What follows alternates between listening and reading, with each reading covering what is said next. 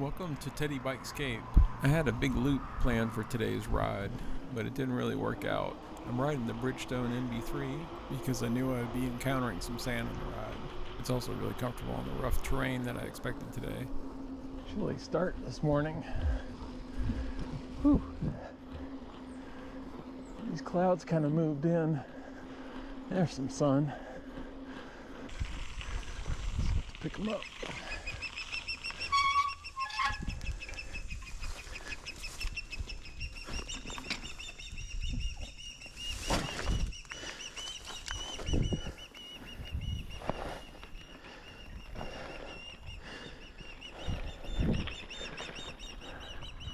Not happy, are you?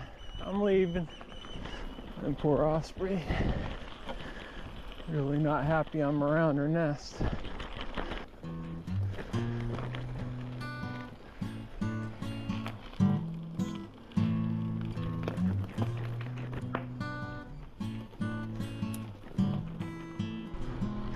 It suddenly feels really nice.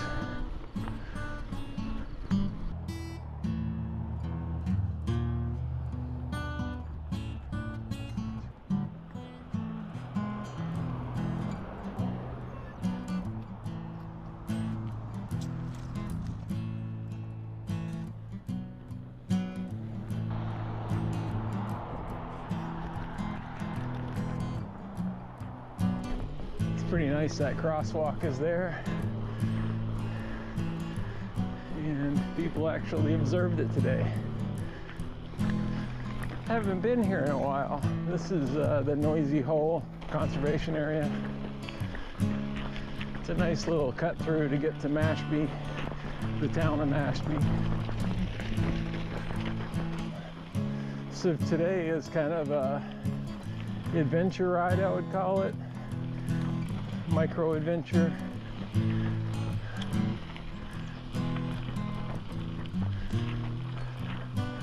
Good morning. It's basically just kind of exploring, doing a loop that I've been thinking about for quite a while. Just haven't gotten around to doing it.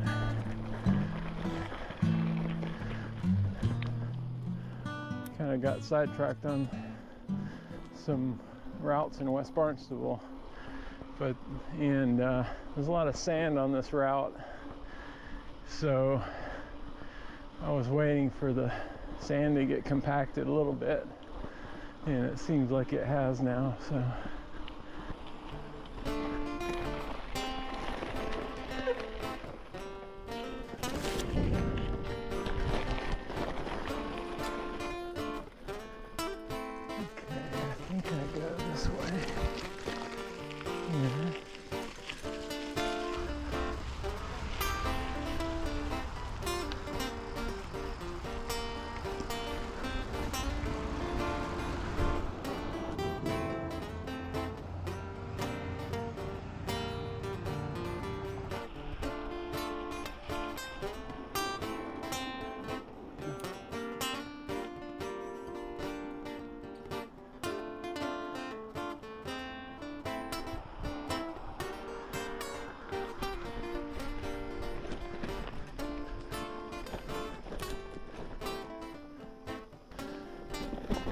now we've got a pretty good stretch of dirt, mostly sand, to ride on.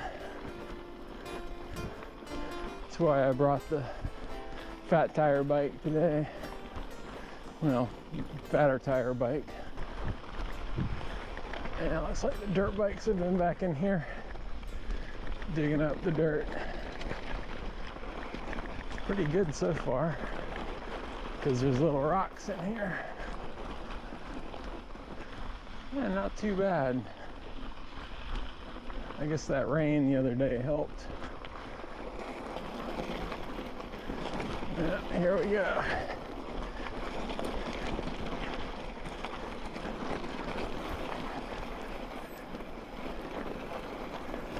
Ooh. Here we go.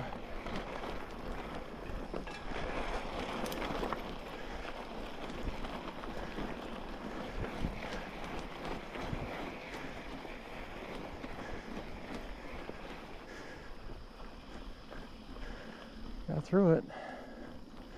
And there's more. This is all pretty high friction surface though. Even though I'm not going very fast, I'm kind of out of breath. Trying to pace myself today because I'm going a little bit further than I normally go. There's some unknowns that we'll have to figure out. May end up increasing the mileage. I didn't even check what the mileage is going to be on this, but I'm guessing it's going to be 30 miles. I'm going to take a right here. Ooh. Maybe. Oh, that's the same Finny.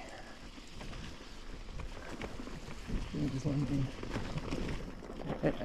remember this. How long till the next day?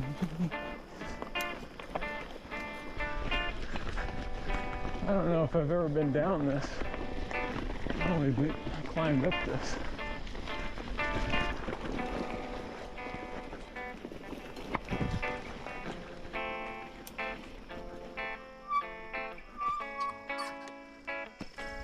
This is old cranberry bog here that's must have been left to go back wild over 20-25 years ago. You can see the trees and over here, bushes and so forth are pretty good size. This is the Quashnet River that we just crossed over and are now following up to John's Pond. Whoops.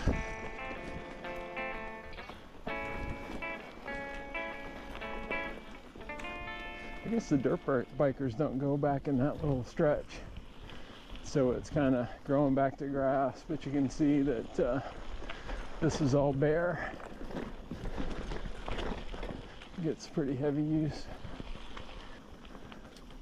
Doing this ride on a weekday, so there's less likely to be any dirt bikers out here today.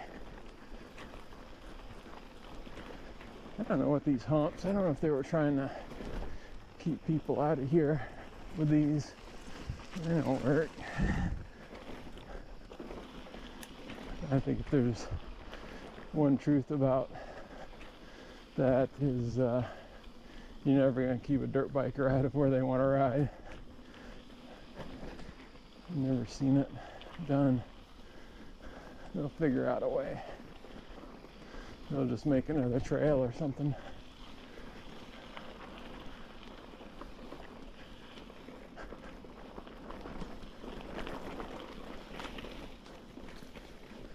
A little mud.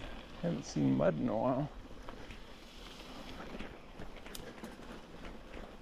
Had a dry summer overall on the Cape, so.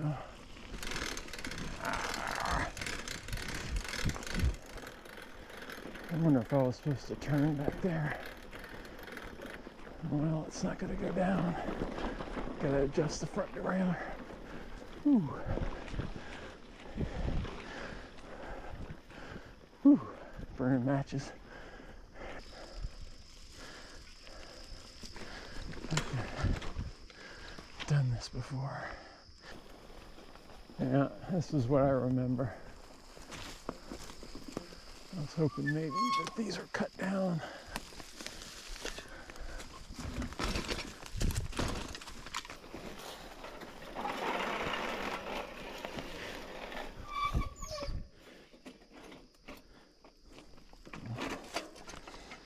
I got a stick in my drivetrain.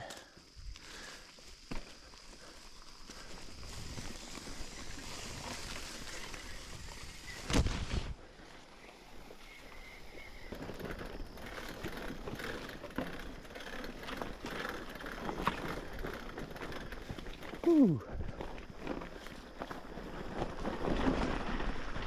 Yeah, it was actually even shorter than I thought it was.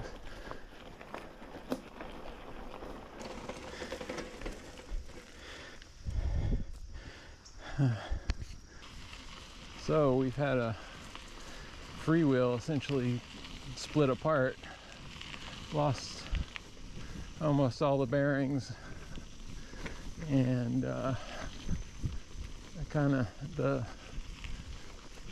what happened is the place where the locking ring locks into the center, there's a piece of it that's chipped out because I had a stick caught in the freewheel.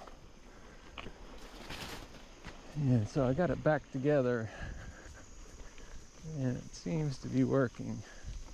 I'm gonna just be ginger and just try to nurse this baby home. I'm not gonna put any pressure on the pedals, just gonna kind of glide it home. This will be a very mindful exercise. I'm just going to try to kind of keep it in one gear. And if I come across any hills, I'm just going to walk up them. And that freewheel has lived a long life, but it finally has died. I'll have to find a 6-speed replacement to go with this indexed system on this bike. Shouldn't be too hard.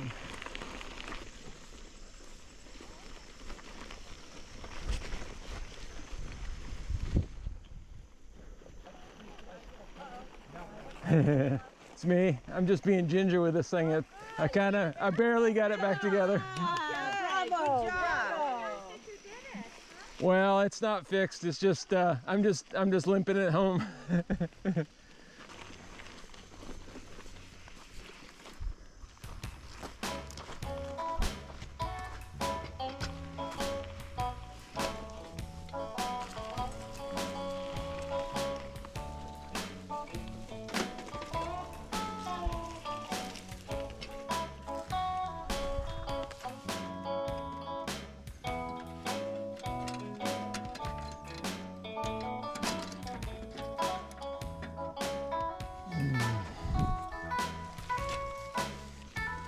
Yeah, it's split apart again now. Oh boy.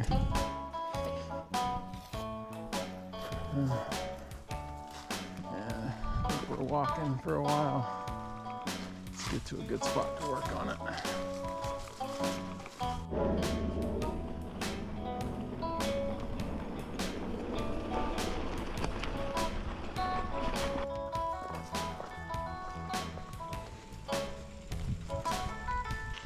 This is kind of a weird thing where you're basically trying to put as little pressure on the pedals as possible. Try to keep the force off the freewheel as much as possible to keep it from getting yanked out. Well, I'm going to get my exercise today one way or the other. I have nothing against walking. Give it a shot now.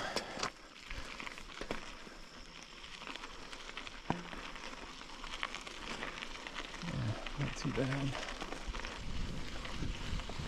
Trying to keep the freewheel moving around instead of freewheeling, thinking that might prevent it from running off again.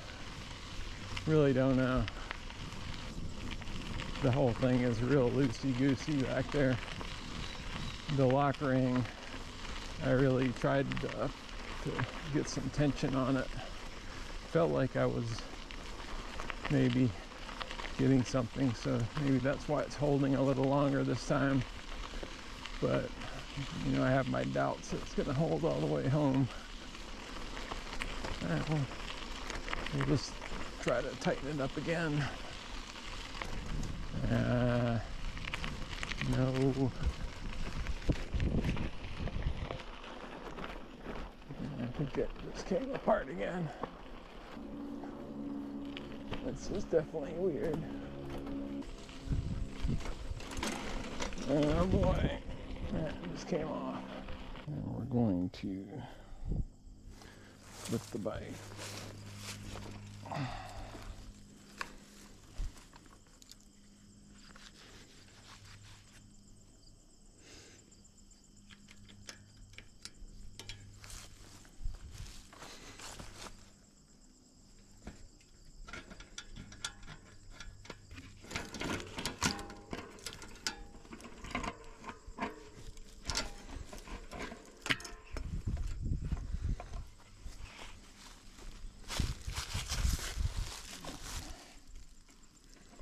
Oh, where did the ring go? Did the ring fall off? Oh, it couldn't have gone anywhere. Did it fall off here?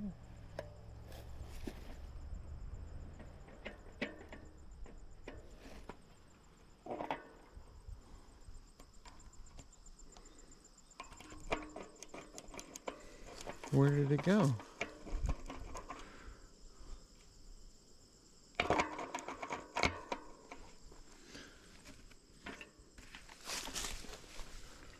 That lock, oh, there it is. Yeah, I knew it couldn't have gone anywhere.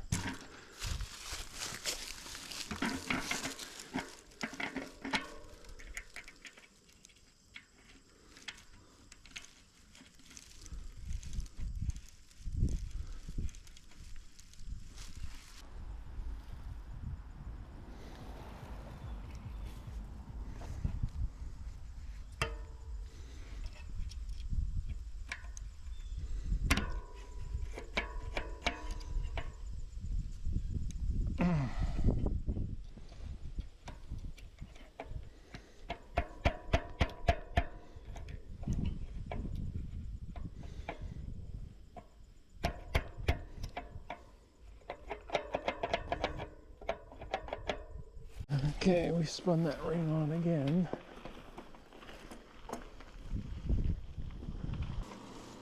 That's the funny thing about cycling, is that you put a lot of effort into going just a little bit faster.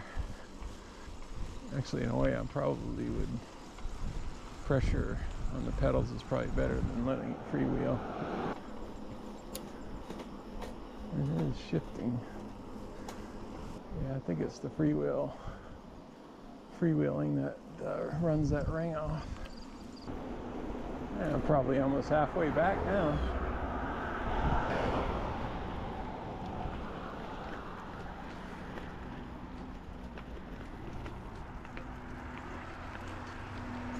It seems to be holding up. It's actually still shifting. Huh. Yeah, this thing's doing pretty well. Wow, still shifting. Yeah, so the whole debate, I guess there's not a debate, but you know, the industry moved from freewheels in the 90s. At least most of the higher end market moved from freewheels to you know, the Shimano you know, cassette with a free hub. And obviously that's a good system. And I think all in all, they all have the same amount of parts and so forth. It's kind of interesting that a freewheel you would think would be what they would want, because everything's in one unit, whereas the separate hub and cassette, those are actually separate. So they're actually, of course, you know, they're selling you cassettes which have less in them, and so, you know, they should be cheaper. So it's kind of surprising they would do that. Most things are being integrated these days versus separated.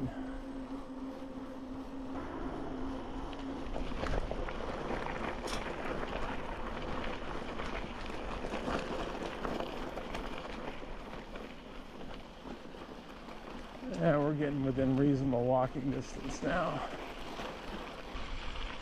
It'll be fun getting what's left of the freewheel off now. And there's just going to be the inner body really to work with.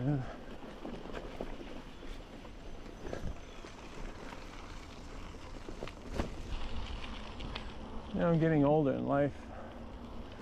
You know, getting mad about things like that happening just isn't worth it really. You're better off just rolling with it. And of course I have the luxury of being retired, but it really is a case of just accepting what life rolls your way and then just trying to work your way out of it without getting too stressed out about it.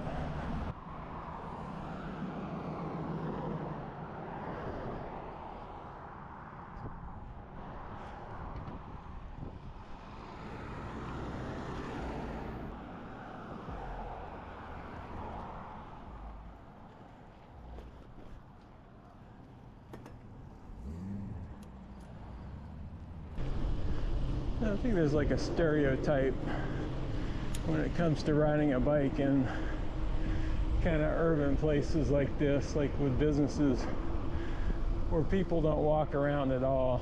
Every bit of transportation is in a car.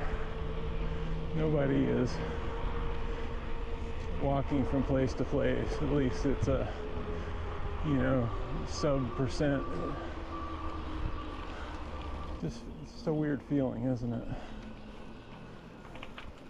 You're riding a bike, you kind of think the assumptions, you know, and I think we all have them to some extent. It's like that person can't afford a car unless they're riding a road bike really fast and with Lycra on it. And then people just get mad at those folks.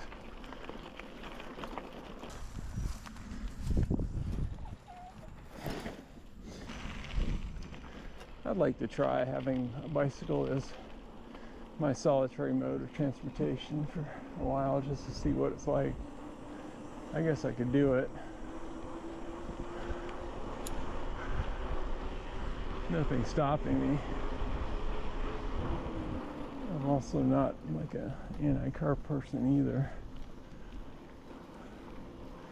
But I think we're too dependent on cars. That's a separate issue of being anti-car. I don't know. That's funny, it's still shifting.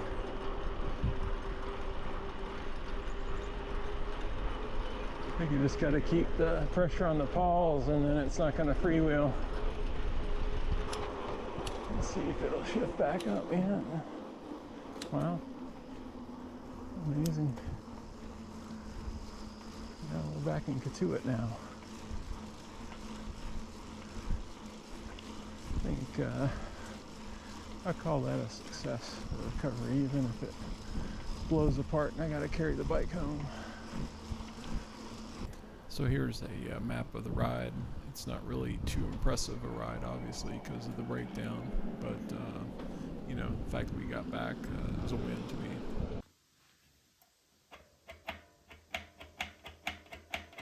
So here I have a clip of me just showing the state of the bike after bringing it home and putting it in the bike stand. You can see we're able to access all the gears, and there's no bearings left in the system. Now I'm just going to remove the wheel and you know, take a look at the freewheel again and kind of show you some details from it, and also just get the freewheel off the wheel.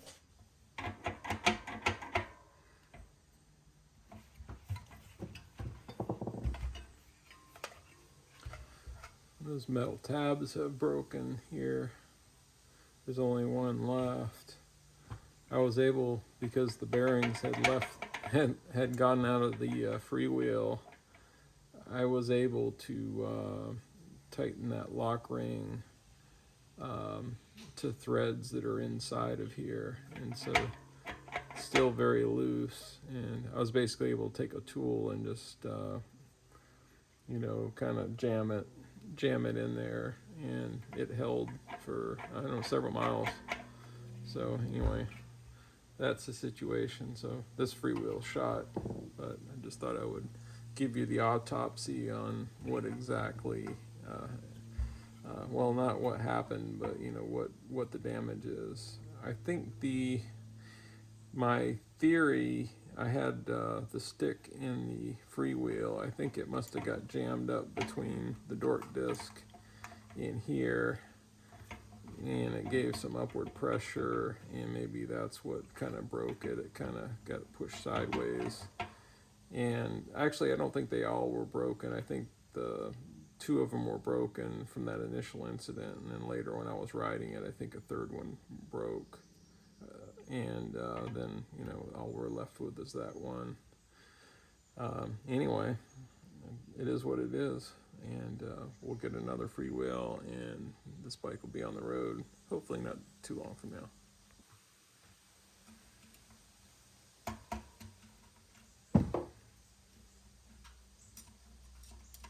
And you can see that really didn't take much to take that off.